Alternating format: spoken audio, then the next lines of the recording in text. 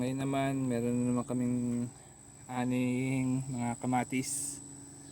Nakita nyo, ito yung nasa garden bed namin. Tuloy-tuloy pa rin ang bunga, kaya at ang lalakihan na, lumulundo na yung sanga, kaya maganda makuha na para bigyan naman ng maalis ang bigat. Mga naninila, nagiging orange, nagiging pula, pwede na to. Bako na, lagay ko muna dito sa lalagyan. Dito pa, ito medyo malalaki yun.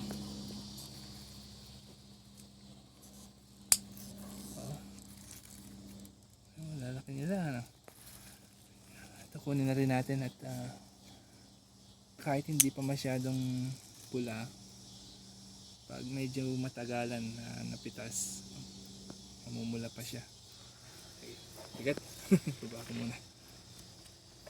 Next, ito may combination ng maliliit at malalaki.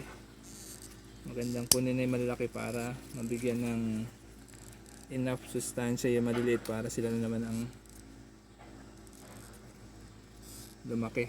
Ayan, medyo naipit na itong isa. Tanggalin mo muna ito para magkaroon ng konting lugar. Next, merong isang set dito na katamtaman. Medyo may biyak na siya, kaya kukunin ko na. Kunin na rin namin. Baka muna to. Sa bandang loob merong nag-iisa. Isang bunga. Medyo hindi na siya naaarawan, kaya dapat na kunin na to.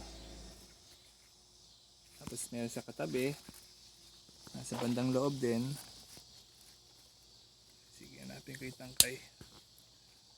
Dahil pa dito.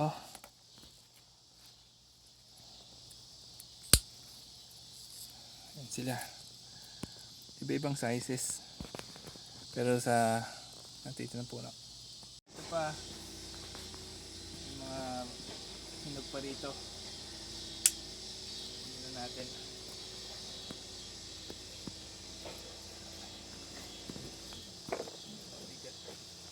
Hirap na kunin.